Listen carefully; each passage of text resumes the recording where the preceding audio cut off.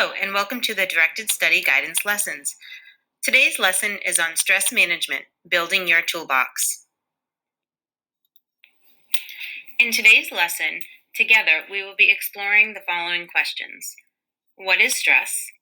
What are the negative effects of stress, and what does it impact? How and why is it important to assess your stress level? And what is a coping skill? When you leave here today, you will have a greater understanding of how stress impacts your daily life and be prepared to positively cope with moderate or higher levels of stress. So, what is stress? What does it look like? What does it feel like? Take a couple minutes to think of one or two things that you feel stressed about.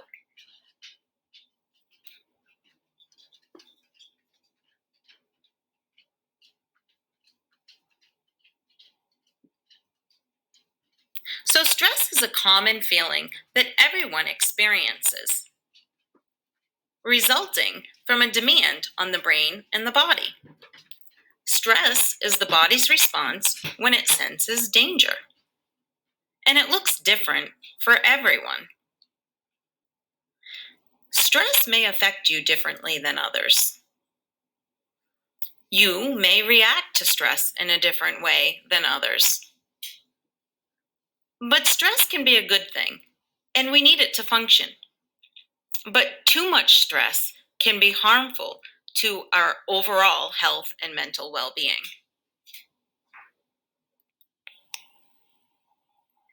Stress can negatively impact your body, your mind, your emotions, and your behavior in many ways.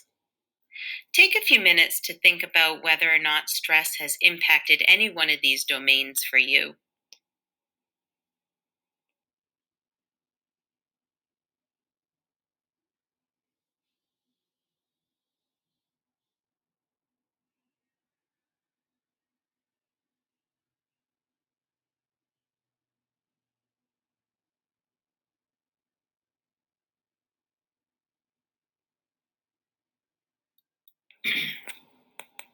Assessing your stress levels.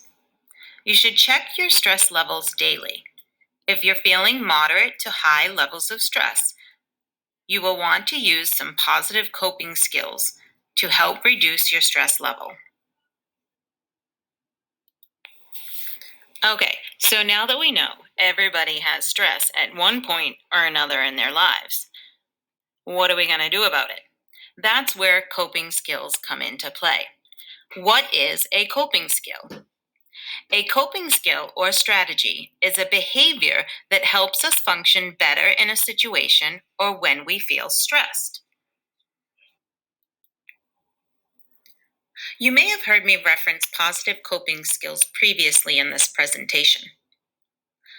Positive coping skills help you manage stress without making a poor choice that could make the situation worse or affect you in a negative way.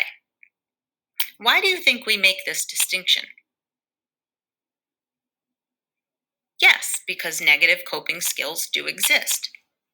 What would be an example of a negative coping skill?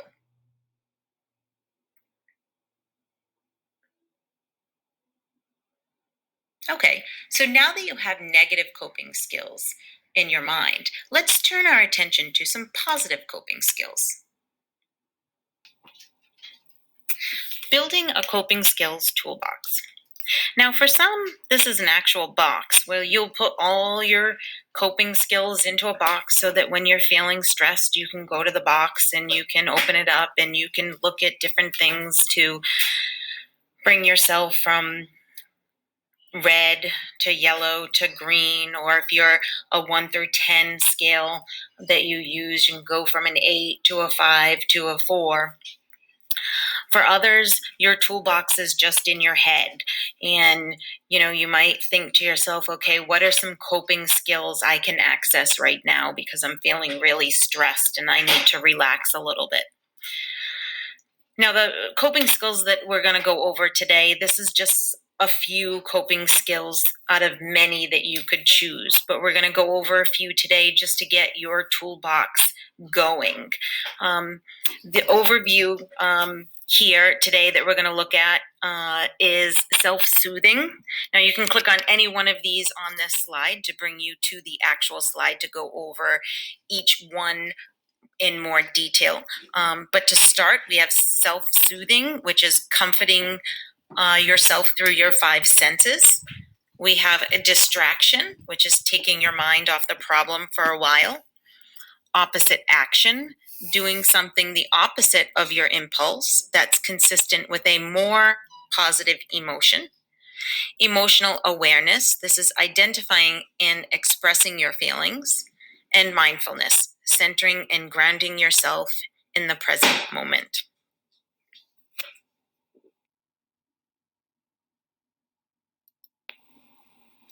Self-soothing is comforting yourself through your five senses, starting with the sense of touch. You could do squish balls or fidget toys. The sense of hearing. A great thing to do is listening to music or white noise. A big one now is which actually encompasses both hearing and seeing, is watching podcasts, which moves us on to the sense of seeing. You could also, along with the podcasts, is look through picture galleries or magazines, or staring off into lava lamps and watching the lava go up and down the lamp. The sense of taste, hard candy, chewing gum, soft drinks, or kettle corn has that both sweet and crunchiness to it. And lastly, the sense of smell, using lotions, or now the popularity of scented oils, or perhaps you like to bake. That encompasses a couple of the senses as well. You've got taste as well as smell, seeing, where you're looking at a recipe as well. So baking fresh baked cookies or fresh baked brownies, things of that nature. So self-soothing, comforting yourself through your five senses. Here we're looking at the coping skill of distraction, and that's taking your mind off of the problem for a while.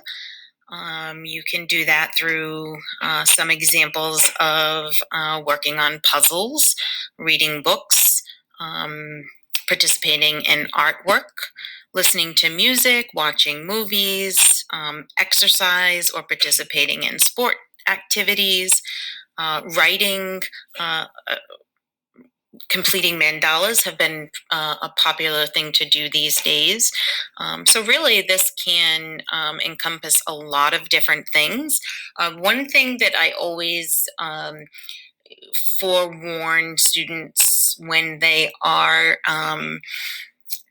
choosing this coping skill is that you always do a check-in with this particular coping skill, because this coping skill can actually turn into a negative coping skill. So you always want to set a check-in time. So you can set it for 10 or 15 minutes where you're checking in and you're checking your levels. So let's say that you start at a level 7, and then after 10 to 15 minutes, you're checking in on your level again. Or perhaps you started at a red level and you're checking in and you're checking your speedometer, and you're now at we're right at that yellow, right where it meets the red line. And so we're gonna then do it again, and we're gonna do distraction again, and then we're gonna check in for another 10 minutes. The reason we do that is so that this coping mechanism does not turn into procrastination, which can then be an unhealthy or negative coping skill, because procrastination actually, or avoidance we call it, can be a negative coping mechanism. So we don't want our distraction coping skill to turn into procrastination or avoidance and become a negative coping skill. So to prevent that, we always do a check-in on our levels. So once we reach a comfort level, now remember, it doesn't have to be a level 1.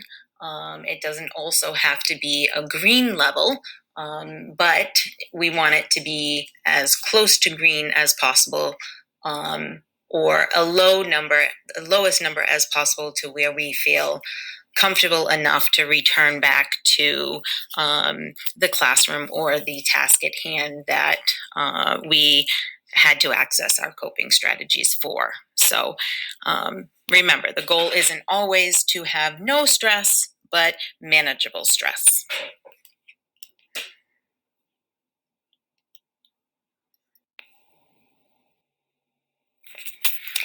Okay, so this is one of my favorite coping strategies or coping skills that always works for me. This is called opposite action. So this is doing something the opposite of your impulse that's consistent with a more positive emotion. So there's a couple different ways of doing opposite action. So there's affirmations and inspirations. So this is reading, writing, or looking at motivational statements or images. This is when those of you that know me well know that I always have positive quotes or images in my office, things like that. I always usually start these presentations with some kind of positive quote. So, affirmations and inspirations, those are great things to keep our thoughts positive, versus always sort of thinking in the negative. And this is a great way to also train ourselves to think positive.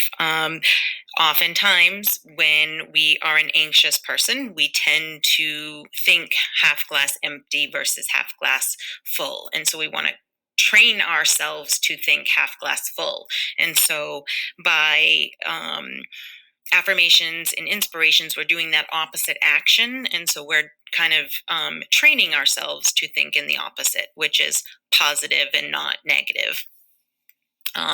And so that's a great way to do that.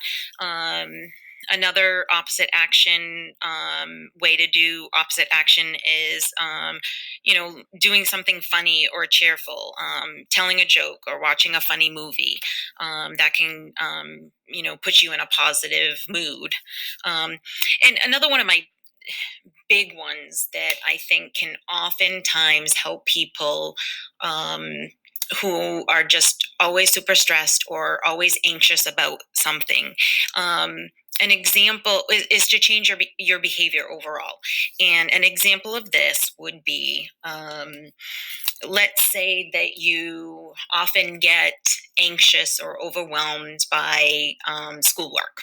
You always have a lot of work to do, and your way of coping with that right now is to just either procrastinate or avoid to do it altogether, because to even think about it, it's overwhelming. Changing your behavior and doing the opposite action would be to plan, prioritize, and organize that work, so that instead of being anxious about all this work that you have to do, you plan it out, you organize it, and you prioritize it to get it done. And by doing that, you automatically will reduce your stress levels, because you're breaking it down, you're planning it out, you're prioritizing what needs to get done, and your stress levels will automatically be reduced. So you're breaking it down into steps, organizing it out, prioritizing what needs to get done day 1, day 2, day 3, and you feel much less stressed. I'm not saying you're going to be stress-free, because that doesn't exist in the world. We're always going to have some levels of stress.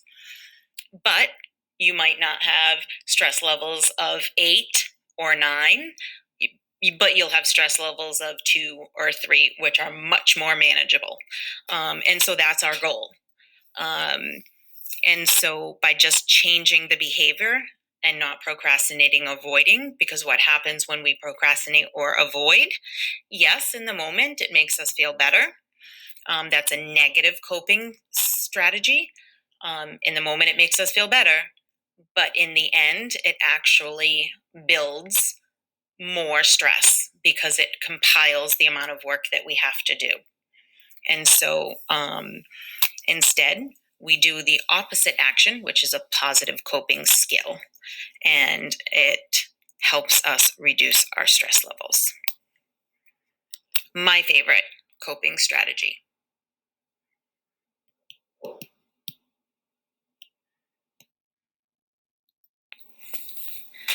The next coping skill we're going to talk about is emotional awareness, and that is identifying and expressing your feelings.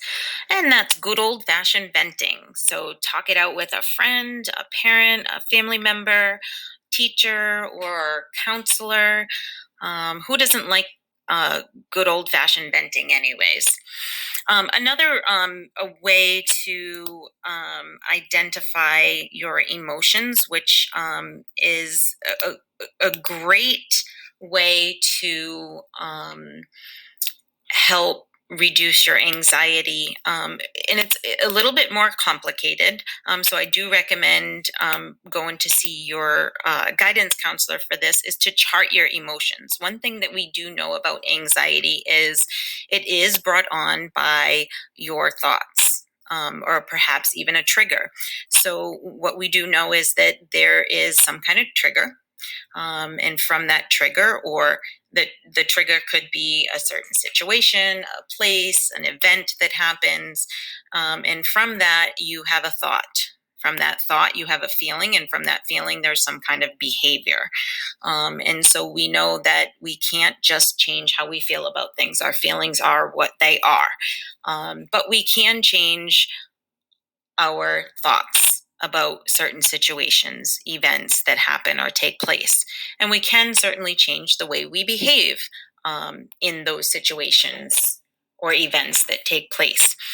And so by changing our thoughts or our behavior, we can then change, or not directly change, but we can indirectly change the way that we feel in those situations or events that take place. And so by doing so, we essentially can manage our anxiety in those situations or events. And so by charting your emotions, we start to learn a little bit about what situations and events we feel most anxious in. And we can start to really identify what thoughts we have when we are in those situations and events, and we can start to reframe those the thoughts that we have when we're in those types of situations. And when we do, we change how we're feeling. And so it can be a little bit more complicated, but you can certainly start to do that and become more aware of your emotions and your thoughts and the thought process that you're having. And so I do recommend that you seek out your counselor, whether it's your outside counselor or your school counselor, and we'd be more than happy to help you go through that process together. But it is definitely an effective way to manage your stress levels or any anxiety that you might be feeling.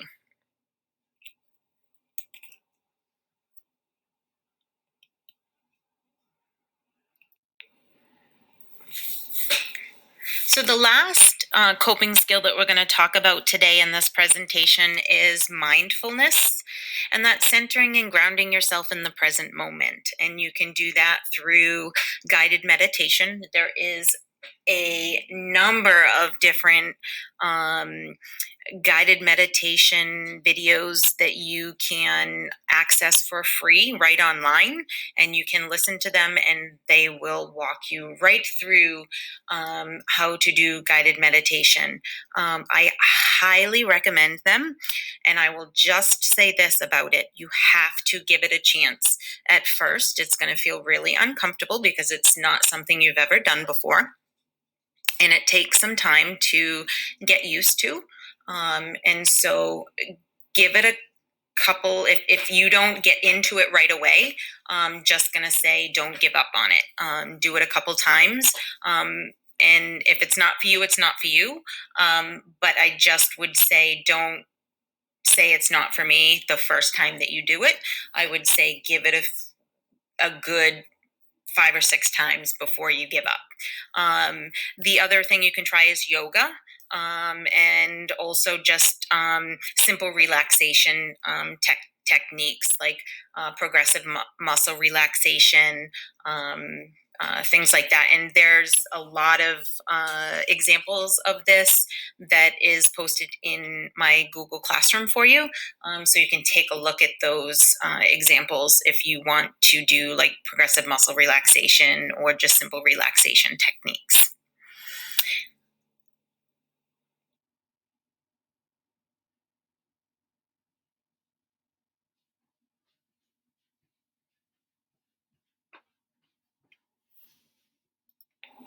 And that concludes our presentation on stress management and building your coping skills toolbox. If you have any questions or need further assistance on any of the coping skills that we presented in today's presentation, you can certainly contact me. You can either stop by my office or you can schedule an appointment with me using my Calendly link in my Google Classroom. And we hope to see you for the next presentation.